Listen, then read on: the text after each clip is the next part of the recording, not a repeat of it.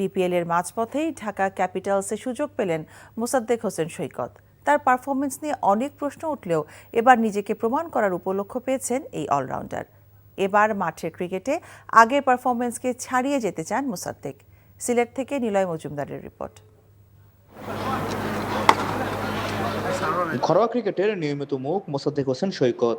দীর্ঘদিন ধরে দিয়েছেন আবাহনীর নেতৃত্ব, অথচ বিপিএলের ড্রাফটেই তাকে নেয়নি কোনো দল। দল না পেয়ে হতাশাগ্রস্ত হয়ে গেল এই মৌসুমে সেসব নিয়ে আর ভাবতে চান না মোসাদ্দেক। ঢাকাকে জয়ের পথে ফেরাতে চান তিনি। না, একটা হোপ তো সবসময় ছিল, আসলে একটা অপরচুনিটিসের আশায় তো সবসময় ছিলাম যে একটা অপরচুনিটিস আসলে হয়তো ভালো খেলার চেষ্টা করব, আবার একটা নতুন অপরচুনিটিস। সো এখানে ভালো খেললে অবশ্যই সামনে আরও অনেক খেলা আছে, সেগুলোতে সুযোগ পাওয়ার চান্স থাকবে। ভালো দিকও আছে, খারাপ দিকও আছে, হয়তো বা আমি চেষ্টা করবো আমার দিকে সামনের দিকে ভালো করার। আমি ভালো খেলতে থাকলে অবশ্যই কেউ আমাকে আটকাতে পারবে না। ঢাকা ক্যাপিটালসের প্রধান কোচের দায়িত্বে আছেন খালেদ মাহমুদ। খালেদের অধীনে দীর্ঘদিন খেলার অভিজ্ঞতা আছে মোসাদ্দেকের। সঙ্গে দলে আছেন পুরনো সতীর্থ লিটন মুস্তাফিজরা। ঢাকার ড্রেসিং রুমেও তাই দ্রুতই মানিয়ে নেবেন এই অলরাউন্ডার। তাছাড়া নতুন একটা আশা করতেই পারি, একটা নতুন স্টার্ট করতেই পারি। আই বিলিভ যে মোসাদ্দেককে নেওয়ার কিছু একটা কারণ ছিল, we don't have off spinner.